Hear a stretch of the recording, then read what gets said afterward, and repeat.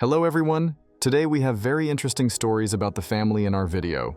Do not forget about the subscription, like and bell, and enjoy watching. Story 1 from user Beniso Handsome. We absolutely had a poop knife when I was growing up. It was truly bizarre though. It started when we were fairly young, my brother Patrick and I, but he had some incontinence issues because he would decide not to poop for a week or more. He's a fairly stubborn guy and was even at 5 or 6 years old. So, to paint a picture, Patrick has decided not to poop. It has been over a week, and there are skids. My God, are there skids. My mother has grown increasingly irate at this kid who refuses to poo and yet treats her to undies with thick, crumbly Nutella stripes. She loses her mind on him. She picks him up and drops him on the toilet. She tells him that he will not move from that spot until the evil that fills his bowels is completely expelled. There is a short prayer. She beseeches Almighty God. "Please, Lord," she cries, "place your mighty healing hand on my son. Let this filth pass." They wait and wait. Nothing happens. While casually scrubbing the inside of a pair of Fruit of the Looms, she says to him, "I don't care if you can't feel your toes. You're not moving until you've made a movement." Now, this puts Patrick into a bit of a pickle. If he goes, Mom will know that he could have gone at any time. If he doesn't go, he will have to sit on the porcelain throne until his testicles go numb, probably at least an hour. What is a guy to do? He thinks. While he thinks, he poops. An interesting thing about the bowels is this: peristalsis continues even while your guts are full. It just compresses everything into increasingly dense lumps. After some concentration, Patrick births a turd so large it wedges itself deep in the U-bend and curls its way above the surface of the water to culminate in a perfect DQ tip. It is beautiful. He beams with pride whilst wiping his tortured anus. He flushes. The waters rise. They stop mere millimeters from the lip of the caldera. He is pleased. This satisfies his impish desire to complete his self-inflicted poop sabbatical with a flourish. He knows that there is no way that mighty coprolite will vanish, while he hobbles off on numb legs to fetch Mom. After a fleeting moment of joy at the news of Patrick's great evacuation, she is once more plunged into the depths of frustration at the thought of plunging her hands into the rank water, filling the bowl to dislodge and break things up. But she is struck with an epiphany. She remembers a plastic cheese knife that came with a Tupperware set. It had plastic prongs that could be used to pry the logjam free, and a blade to break it into smaller, more flushable bits. And, because she is past rationality at this point, she makes Patrick do it. This little guy was forced to do the walk of shame to the kitchen to fetch the knife that was to become the poop knife. His crowning achievement of scatological triumph was to be lost, but from the ashes of one failed dream rose a lasting relic to be treasured and washed carefully after every use. It would rest, nestled among the spare rolls of bumwad under the sink. It saw active use for over 20 years. My mom tried to gift it to him when he moved out. My kids use disposable picnic cutlery should they produce the odd singularity of Starship fuel. I haven't had to cut a turd in years, but I wouldn't hesitate to use a poop knife. And if the need should arise, I know that I could simply yell "poop knife" from any bathroom in the house, and one would be delivered post-haste. Story 2 from user Roses for the Monsters. I had absolutely no idea that my siblings and I were abused as kids. I thought everyone's parents were like mine. We weren't allowed to go anywhere when we were kids, so we had nothing to compare our lives to. On the very rare occasion that one of us would have a friend over, my parents would put on a show for them. They would be as nice as could be, offer them a drink, some small talk maybe, send them home before dinner. Once the friend had gone home, we'd regret bringing them into the house. I didn't invite people over and was terrified when friends from school would just drop in. I was in my 20s when I came to the realization that not everyone's parents beat the crap out of them. Like 100% of the people I know, not one of them ever had their heads slammed into a bathroom mirror because they wouldn't let their mom put their hair up in pigtails. Not one of them ever got slammed into a kitchen wall so hard that they knocked a huge chunk of the plaster out of the wall. Not one of them had a father who flipped a table full of food and drinks because dinner was served late. Not one of them was slapped upside the head so hard that they had their teeth knocked out and fell down the stairs. When my sister was 7 years old, she was beaten so severely that they kept her out of school until she no longer had visible injuries. I was slapped so many times when I was a kid. I am 49 years old and still have a visible scar on my lip from getting hit with my father's wedding ring. It was a total mind to find out that people have genuinely close families who they love and care about, and their affection is not a show for other people. And one of the worst parts about my sibs and my childhood was that there were quite a few people who knew what was going on in our household, and they did nothing to help us. They let our parents go right on beating the out of us on a regular basis and never even attempted to intervene. It's crazy to think that we thought that was normal and that everyone lived that way. But when that's the only experience you have, you don't know anything different. Story 3 from user 100% Sodium. My mom shared the most intimate details of her life with me from a young age. I knew every time my stepfather threw a fit and they broke up in the middle of the night, it would be over. She would cry to me. I distinctly remember being in the car at age 14 in my school uniform, crying and begging her not to take him back, because I would have to try and heal her emotional wounds and be there for her while she sobbed and was depressed for days on end. She married him twice over 12 years. I learned later on that this was all emotional parentification. She spoke to me as if I were a friend or even spouse, and did not protect my innocence. There's a whole lot more than that, but I had no idea that my mom, who I considered my best friend, was spoiling it me up for life. We never had a normal parent and child relationship. For as long as I can remember, I had functioned as her way too young confidant.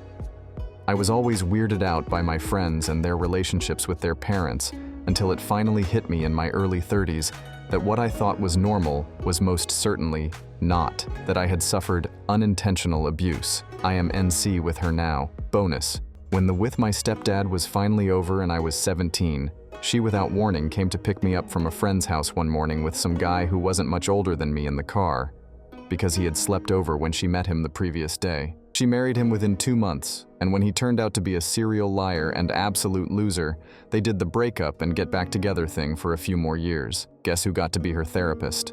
Story 4 from user Yingbo. I grew up in an immigrant family. My dad was emotionally neglectful, dismissive, and sometimes just a big jerk. I remember times when he tried to teach me algebra, and he would call me stupid when I didn't get it. I felt bad, but my dad has a PhD in physics, so I guess I was really stupid. When he made me cry from disciplining me for being late to school, for example, he would make fun of me and shame me for crying, like I was a guilty bad kid.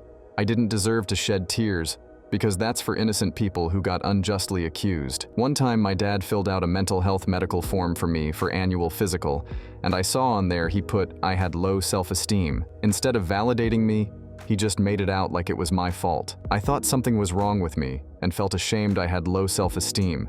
Never suspected maybe my own father was the cause. It didn't help that my mom always supported my dad and would say he was great because at least he was educated, provided for the family, put a roof over our head, and we never starved. My dad was also generally emotionally calm and rarely got angry. My mom, on the other hand, seemed crazy and was always flipping out and throwing adult tantrums. Surprise, surprise, my dad was invalidating my mom all the time as well, and she didn't even realize it. I believed my mom and thought that's what made a good dad and husband, as long as he provided a house and food. I had no idea what emotions or emotional needs are. In my adulthood, I ended up dating emotionally unavailable men like my dad, and didn't know why I was just so unhappy despite the guy being successful at his career. I kept dating men with high IQ but low EQ like my dad. I also had low EQ myself, and looking back it was cringe. I realized after rounds of therapy into my late 20s that my problems were caused by my dad, and my mom for lying to herself and me about how great my dad is. I also thought all immigrant dads were like mine, and then found that it was not the case. TLDR, my dad was emotionally neglectful, and I thought that was normal, because my mom told me it was. I didn't know what emotions are until well into my 20s, and that something is wrong with my dad, and not me. Story 5 from user My Cat Hates Me. I tell this all the time so it might identify me. Haha. Chinese air raids. I was in 3rd grade at the time this particular event took place. I'm not sure how long it had been going on for, but it happened often enough that it's memorable. Every so often, my dad would be looking out the blinds of our apartment and shut them quickly and gather us under the kitchen table. Blinds were shut and blankets pinned over them. A blanket over the table. He would shut all the electricity off, disconnect phones, and we'd use one of my mom's nasty homemade Crayola wax candles to be able to see each other under the table. We weren't allowed to move or make noise at all. If we did, we would die. Whether we were killed by my father for disobeying or the Chinese military for being American, it didn't matter, but we listened. At times, there would be lights flashed in windows, searching for us. And one time, I saw the helicopters over our apartments. It was terrifying. This could go on for hours, and this is a 4-person dinner table we're under. We can't sleep or eat at all and have to stay in basically one position the whole time. As you imagine, I got very sore and tired. One day, after an active shooter drill at school, being tired of being under tables, I asked another kid, "What do you do for the Chinese air raids?" Nothing. Because there aren't any. There never were any. In the whole history of USA, nobody has ever been hunted down by the Chinese for not being communist. At least as far as I'm aware. Not on American soil. But that doesn't matter because that's not the craziest part. I have siblings. We're all very noticeable in my small town because of certain physical features. As a child, there were many people that would just stop and take pictures of us. We have ADHD, so we talked a lot. We went to school, church, my mom's work functions for over a decade. We walked everywhere, so we were seen, you know? And it never came up till then. Insanity. I learned way later that a lot of people in my hometown are on meth. Story 6 from user DVMMFVKK. Every time we were late for church, my dad would blame the devil for keeping us out at church. And he was one who accepted Pascal's wager. He once asked me, after I'd told him I was an atheist, "Who don't you believe in God, just in case he how exists?" And he'd sneak into my sister's room in the middle of night sometimes, and I never knew why. Until my sister told the family what he did, and he was accused by other girls in the neighborhood too, when they'd stay the night. Also, I was like 5 when he did this. So please no one come at me for not asking her or telling an adult. I had no idea what rape was at the time. Oh, and he'd stalked a woman he'd gone to elementary school with, and divorced my mom for her. And after their relationship broke up, he found a woman at a gas station and asked her on a date. After they started dating, after a good while, he asked her if she was a stripper in the next county over named Candy, to which she said yes. And he's had many short-term relationships with women after the divorce. And the woman he's married to now? HR moved in with her the day he got kicked out of his apt. They weren't even dating. He met her, asked for a coffee date, and that day, moved in with her. He never hit my mom though, always came close, but never hit her. He left because she, a victim of the same thing same as my sister, wouldn't give him this. Oh, one time he, a strong-ass weightlifter, picked me and my brother up by our throats. He'd always grab me by the jaw and squeeze really hard and tell me to shut up. Fortunately, the abuse ends with me. Story 7 from user TheFoxer1. What is normal in a society is just descriptive of what most people think is normal, and how most people act. What is an old tradition in one society is a crime in another. What is scandalous to one society raises no eyebrows in another, and thus, only certain, specific acts and perspectives can be normal. An illustration of this fundamental insight via hypothetical example. A guy working a 9-5 in a factory has a normal job and is thus a normal worker, even if he has an uncommon hobby in his free time, like bungee jumping. In a way, everyone is normal in some regards of their actions and thoughts, and abnormal in others, which brings us to the next concept mentioned in the post, which is societal judgment of people who are not normal. And depending on the aspect, or general topic, being abnormal might be judged as good or bad, or neutral, and that will inevitably change over time. It will also be intertwined with society's perspective on what constitutes its fundamental morals and values,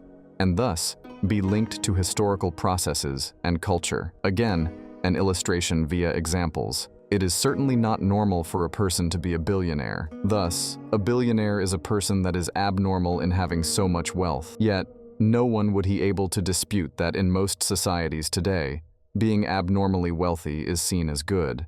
On the other side, take the aforementioned example of bungee jumping. It's certainly not a normal hobby, yet I doubt there is a societal judgment about it being either good or bad. It's just an unusual hobby. Just because something is an abnormal trait or behavior doesn't mean it's seen as bad. It's also quite obvious to me that what is normal and what isn't is subject to change with societal changes. It is equally self-evident that what abnormalities society sees as good or bad or neutral is also always subject to change. Again, an illustration. To return to the previous example of being a billionaire, while being abnormally wealthy is seen as good today, in Russia in the year 1917, it certainly wasn't. While the state of it being abnormal did not change, societal judgment on what being normal in this aspect meant did. But also, large fundamental societal institutions are subject to these changes in views. Take slavery, for example. In ancient Sparta, having slaves was normal for Spartan citizens and seen as societal good, whereas today, no one legally owns slaves, and it's seen as morally repugnant. Society does not rely on oppression to create norms. Norms form by themselves, by the sheer fact of it being a shared view or behavior of most people within a society. How exactly is this person planning to blow these structures up, if not blowing society itself up?